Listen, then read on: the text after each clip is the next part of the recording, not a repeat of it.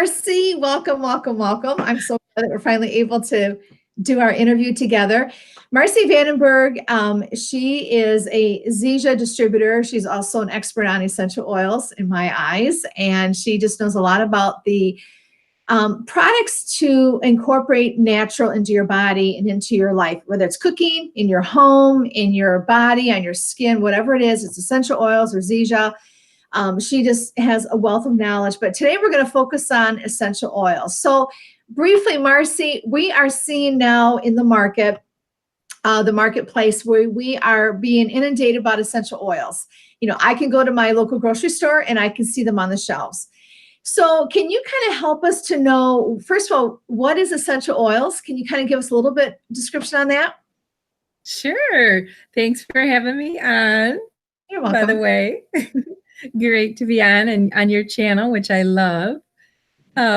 Essential oils are extractions, usually by cold pressing, like with an orange peel, or distillation, steam distillation from leaves, stems, roots, even like sap from the plant. So from plant products. So natural solutions for people's everyday problems with plants. Great. Now, what is the difference between, and I know that you offer yours through Zija, and there's other health companies that offer essential oils, versus what we're kind of just finding out there? What are the differences that you know to be different from what you are aware of as far as more of the purest sense of it versus kind of what we're seeing as just anything is out there?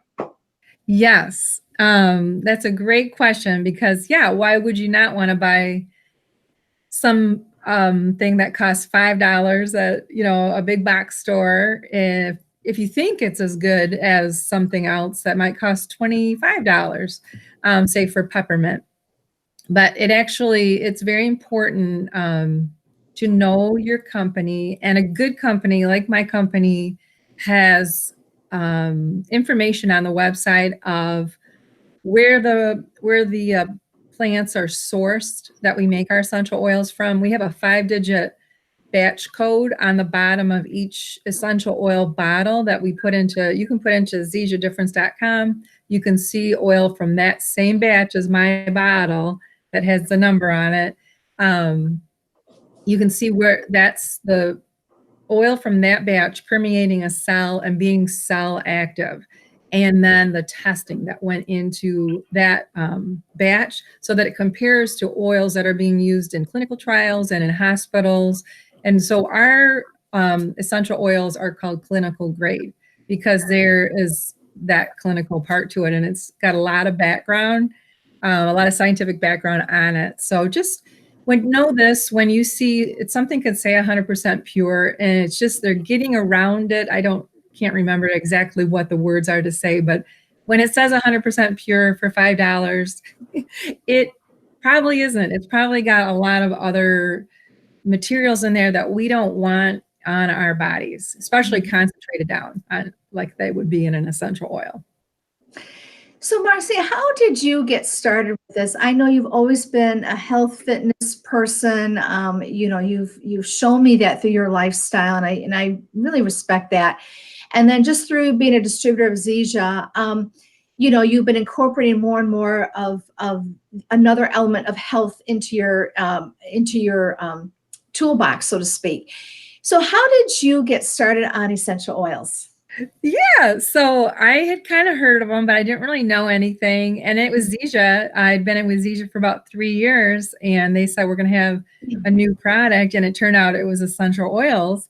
And I kind of was like, okay, I didn't really know anything. And the very first meeting we went to for our conference, they passed around peppermint, and I had a headache, and I put it on my temples and the back of my neck, and it helped it go away in about 10 minutes. So I became a believer really fast. And now the things I've seen essential oils do, it's just, you can do for pennies on the dollar. You can make your own products, like skincare products. You can compare to things I might use if I had to go to see the doctor. Not that I'm against that at all. I'm not against drugs from the doctor or you know, having a doctor's appointment. But if I have something that I can try for literally pennies on the dollar of what I would spend at the doctor's office, I am up for trying that first. And especially if it's, say it's nighttime and I'm not going to see the doctor till tomorrow anyway. So I would definitely want to give essential oils a try. If it's something simple, say for a rash, or I had a sty in my eye this week that I got rid of. And that's something you want to be careful of. Don't put essential oils in your eye. But I found the solution to do it with sticking a little bit of just 1 drop of oil in a cup of water, and then putting a cotton ball pad in there, and then putting that over my closed eye, so no essential oils would get in my eye. But yeah, so that is a little bit about that question, or a lot of it. Yeah. So, Marcy, have you incorporated this in other areas of your life? I know that through your Facebook page, you've also shared some cooking recipes, but is this just something that you just do as far as on your, like you just said, for the eye, or do you put it actually in with your food, and do you use it for ongoing treatments that you might be, or you and your family members might be feeling in your bodies? Yes. Good question. Yes, I use a drop of frankincense in my moisturizer every day. So that's something like, and sometimes I'll switch it up to geranium or blue tansy, because those are all real nice for your skin and for aging skin, work on that. And then I do like to cook with essential oils, like especially today's Cinco de Mayo. I like to put a drop of lime into guacamole or into the salsa, into pico de gallo. I've been working on learning more and more to do with the cooking and the essential oils, because the flavor is so concentrated and intense that you just don't need much essential oils. I like to put them in smoothies, like chocolate peppermint is one of my favorites to drink every day. And I love to make homemade beauty products. Same thing, you can for pennies on the dollar, and I know exactly what ingredients are going in there, good natural ingredients. I like to make this one heel cream that's got shea butter and coconut oil, and then some essential oils, like 4 or 5 essential oils. Lavender is always really good for your skin, and Atlas cedarwood. And because my feet, I need help. I walk around barefoot a lot, and I don't know, for whatever my skin type, I have very dry heels that need some help. So it sounds like when you cook with essential oils, you can get away with maybe using the actual essential oil and putting drops. But is there a different way that you apply it to your actual physical body? I do have to use something with it. Oh yeah, that's a great question. Yes, it's especially when people are new to essential oils, they should really dilute it with a carrier oil, because they don't know how their skin's going to react. Like that day that I put peppermint on my forehead and my back of my neck, that's not the best way to start in essential oils, because it did sting a little bit, even being close to my eyes. But for a younger person, like my teen, I came home and did that with her, and that was sensitive on her back of her neck, because of just younger skin. So I love these roller bottles. I wish these came like with every other bottle, I think, but you can make your own and get them on Amazon. Oh, there's a bee. Go away. So I love these. Okay, this is just so for reference, if anybody wants to do this, that's watching, this is a 10 milliliter roller ball. So it's got a steel roller head in there, and don't do plastic, because those can get eaten away from the oils and fall out. So you put 15 to 20 drops of your essential oils in there, which takes you usually about there. And then you can fill it the rest of the way with avocado oil, sweet almond oil, fractionated coconut oil, even olive oil in a pinch, like if that's all you had. And then when you roll it, you're rolling it like precisely where you want it. And you don't have to worry about it getting on your, I wear contacts. So if I put essential oils on my fingers, I'm going to get that in my eyes when I take them out at night, potentially. So and if you don't have little roller bottles, you could do a squirt of almond oil and then put 1 drop of whatever you wanted to use it for. Say you were putting peppermint on your belly for an upset stomach. You could do a squirt of fractionated coconut oil, put a drop or 2 of peppermint, and then put it on the tummy, rub it in. And the carrier oil helps it sink into your body better. Yeah, and that's good to know because I started out with just the peppermint oil, and my daughter is always like, "Where's the peppermint oil?" Whenever she has an upset stomach. But now I know to put that carrier oil with it because before I didn't know that, so I just did straight peppermint oil, and she just did a couple drops. She never complained of any irritation, but it's still good to know the most effective way to use the oil. And it sounds like if you're going to use it topical on your body, that you want that carrier oil to go with it just to make sure it distributes correctly. Am I saying that right? That's totally exactly right. If Good. you just put it straight on, which I've seen a lot in books and, other instructions. So that's why I think it gets confusing, but no, some of that diffuses out into the air. So it's great, to smell it, but you want it into the belly if the belly's the upset thing that you're working on. So yeah, when you use a carrier oil, it makes it like 4 to 8 times more effective, something like that. At least it makes it more effective. And if you want it even more effective, you could put a warm washcloth, like make a washcloth warm in the microwave and warm, but not too hot and not too wet, but so it's dripping all over, but just warm. And then put it on the tummy, and that makes it like 75 times more effective. Oh, wow. Yeah, that's something I just learned. So I know if you're using the roller bottle and you can use it in different areas of your body, but are there specific points in your body that you could? I've heard the bottom of your feet are very absorbent and in a great channel to get the essential oil into your body, but are there other pulse points or areas that people can use? So maybe it's not just a muscle pain area, but it's just, I want to use this essential oil to the best of its ability. Are there yes. that gets distributed effectively? Yes, you named it. Yeah, the feet are a great place to put them because the pores are large, just like you said, and they absorb the oil very quickly. Pulse points is like you said on your wrist, your pulse, and that's kind of nice. Like if you're doing it for sleep, when you go to sleep and you've got it right there. Neck is good. You've got lymph nodes right there, and that to get it into the bloodstream. Anywhere along the spine is really good. Yeah. Okay, good. Yeah. So, I've got books on it, and this is just because when I first started learning about essential, but you have informed me the most of any book I've ever read. But I have a couple books when in the very beginning, another friend was introducing me to essential oils and for totally different reasons. But my question to you is, there are so many essential oils out there, and you have even mentioned a couple that, that I'm like, oh, I think you said geranium. Yeah. So for someone that's just coming in and learning about this for the first time, what are like the 3 or 4 essential oils along with the carrier oil that you would recommend to kind of get someone started on essential oils so they're not overwhelmed with all the different kinds that are out there and the different ways you can mix them together? Yes. I love peppermint, lavender, and lemon.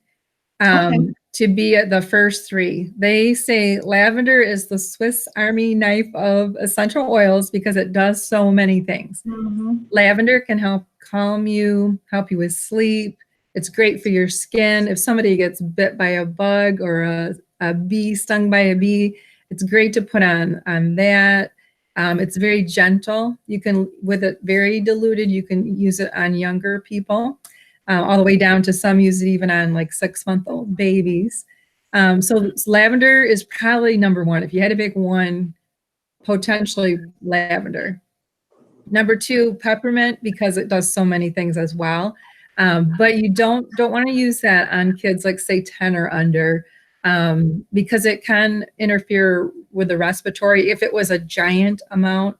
But it's just, there's other oils to use on little kids, on 10 and under. So I would pick a different one if you were specifically doing it for that age. But everyone else, it's good for headaches. We were talking about the upset stomach. It's great for inhaling to clear out your sinuses. And then the lemon, when you combine it with those 3, it's a great seasonal change, which we're right in right now. Seasonal change set of 3 oils to fight that up. Like when I'm working in the yard and I start sneezing, I'll come in, I'll do 1 drop of peppermint, lavender, and lemon each in a little shot glass of water and drink it down. And it can help with my itchy eyes and runny eyes and with the sneezing.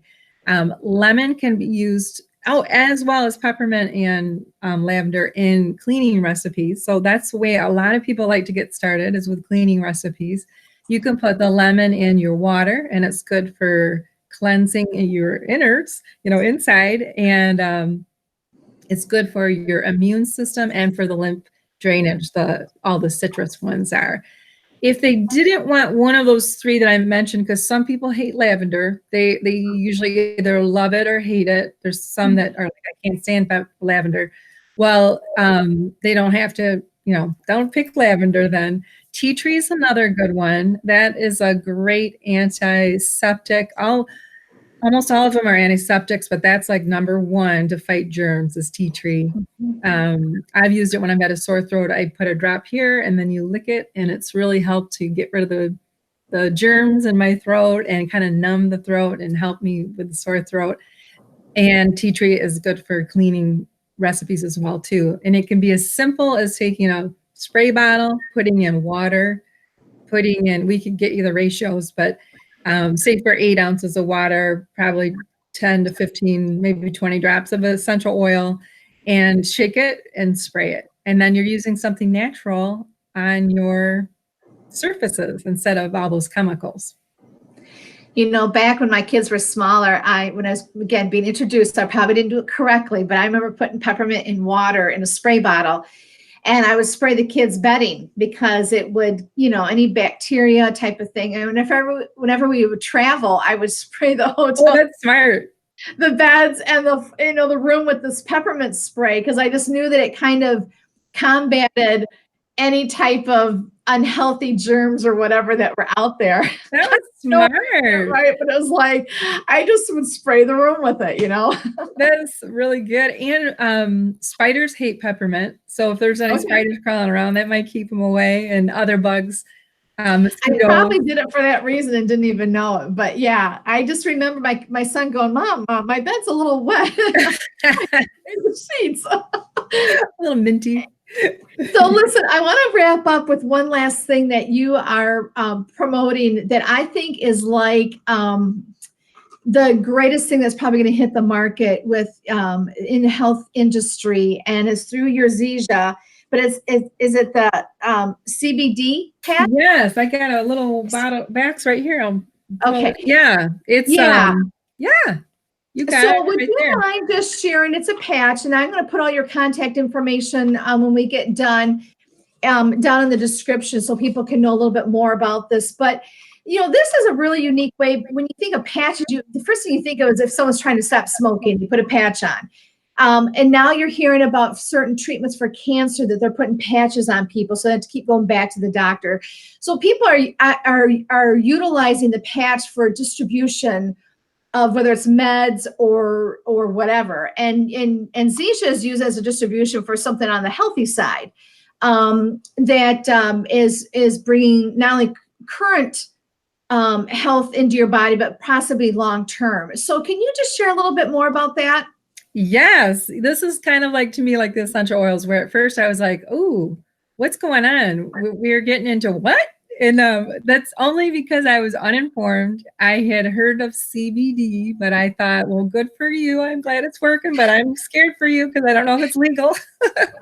When someone would say they were using it, or that they were getting it for their dad or whatever, for like back pain. So what is CBD, first of all? Yeah, it's cannabidiol. It's a cannabinoid, and that's a lot of words that are stumbly that I stumble all over half the time. But it's from hemp. So hemp, I think people are kind of getting more familiar with hemp. That yes, hemp clothing, rope, seeing hemp oil, for like hemp seed oil for cooking. So it got demonized way back, I don't know, 80 years ago, or whatever the year was, early 1900s, because of kind of being associated with drugs, with marijuana. And it gets confusing because it is from the cannabis plant, and then you got the hemp, and so marijuana over here. So that's where people are like they're cousins. Just kind of think of them as cousins, and that CBD from hemp does not contain that high amount of THC. It does contain a little tiny bit, 0.3, so less than 1%, 0.3% THC. And so when people do like these or the drops, they're not getting enough THC to make them high. So number one, people are worried about, well, legal usually first. Is it legal? And so the Farm Bill passed in December 2018. As long as CBD from hemp grown from hemp in full spectrum, like that's why we have the THC in there, is because we're not extracting things out of it. It's best when it's full spectrum to do all the good things that it does. So it's a cannabinoid, and we have an endocannabinoid system within. We just didn't hear about it. We didn't hear about it in school, and they're just finally starting to realize, okay, they kind of discovered it in the 60s to 90s, different amounts were discovered about it.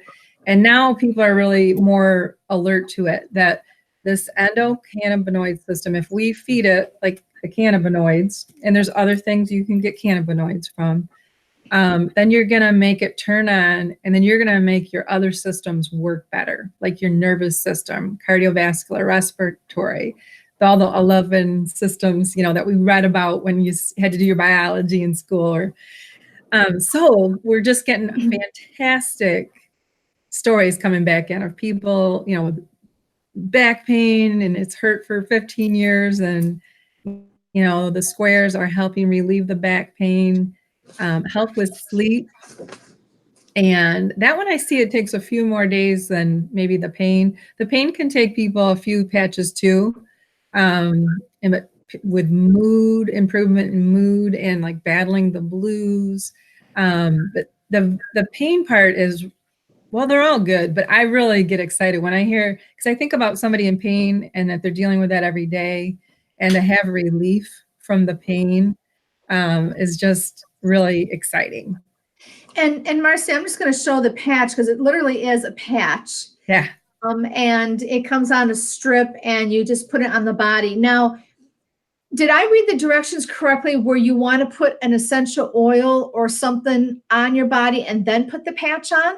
You could actually put it right on the back side of the patch, the sticky side of the patch, but you just one drop. Yeah. It's hard to pour one drop, but and I poured when I did, 2 came out, but just make sure the edges stay sticky still. And like for my back, when I put it on, I put frankincense because that's really good for anti-inflammatory properties. So what's the benefit of putting an essential oil on versus someone who just puts just the patch on? Just a little bit extra, like a little bit extra kick for it, because like the squares that you held up, they have the CBD oil in there, and they also have a few other herbs to help with pain. Willow's bark and cat's claw. Those are 2 good ones for pain, and CoQ10, some other ones that I had never heard of as well. But yeah, so we've put a couple herbs in there to help make it work even better. Okay, great. Marcy, is there anything else that you would like to share about essential oils? I know we talked about the top 3 for people to get into their, into their toolbox if they want to start doing essential oils, which was peppermint, lemon, and lavender, if they're comfortable with those 3. Is there anything else that you would like to share, whether it's about the CBD patch or essential oils, just as we go into closing of this? Sure. There's 2 things. So as far as the CBD, just know that if you're dealing with some of those things I talked about, it's worth trying because we are getting fantastic results. And if you are interested in finding a way to bring in extra income or to earn those patches for free, it's growing like crazy. And the industry is growing from 500 million this year to, they predict in 3 years, to 22 billion in 2022. So it's a fantastic opportunity as well. And then with the essential oils, it's just it can be so overwhelming. I remember how I felt when I first was looking at it all. And just know one of the easiest ways to start with essential oils is to diffuse. So you can diffuse, you can get a kit that has a diffuser. All companies will have, like we do, like 9 little bottles of 9 that come with a a diffuser, those usually are included for free. So people have, bam, they're ready to go, get started. If you don't have a diffuser, you can put it on a little wooden clothespin, and you can put 1 drop on, or 2 or 3, and then stick it on your vent. And then when the air is coming out in the car, you can have that nice essential oils going for you, especially if you're driving and you're tired. It can help perk you up if you pick one like peppermint, something for energy.